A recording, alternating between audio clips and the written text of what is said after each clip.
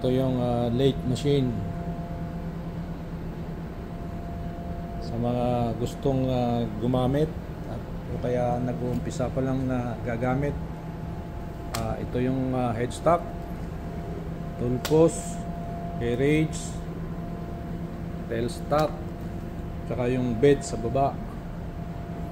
Ito ay Trade-U. Isang higpit mo lang, magsisynchronize na yan. Not unlike itong Forgio, medyo matagal-tagal maghigpit dito, matagal-tagal magsentro. Dito naman yung speed selector, kung anong speed ang gusto nyo, mabilis o mabagal. Itong lever naman na ito ay backup speed lang din naman to. Tsaka itong maliit na ito, kung sa repacing papunta doon or papunta roon, o di naman kaya left and right trade. Yan naman yung setup ng trading. Ibabalik natin tong safety switch nya kasi hindi yan tatakbo pagka hindi yan nakababa. Dito naman yung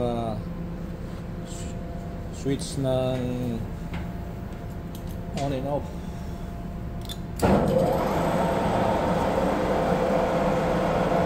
Dito sa replacing naman, baba mo lang ito. Yan, automatic na yan, tatakbo.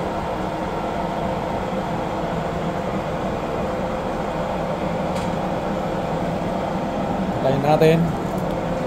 Pagka yung tool post mo naman papunta roon, angat mo lang din ito. Yan.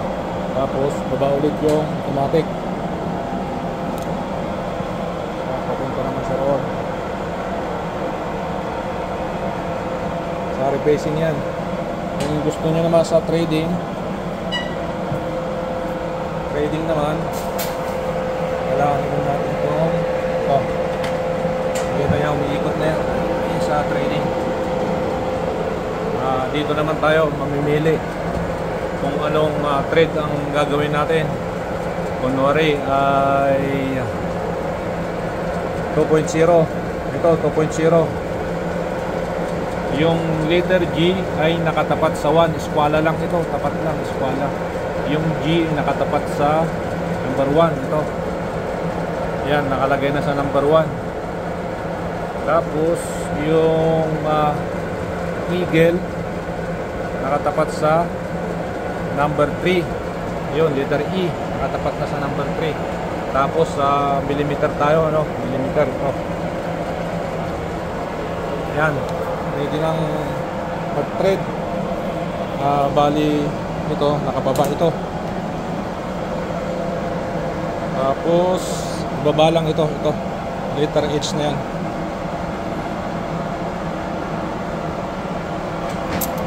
Ayan, tumakbo na. Brake. Sabay. Reverse ulit. Ayan, re-reverse na yan.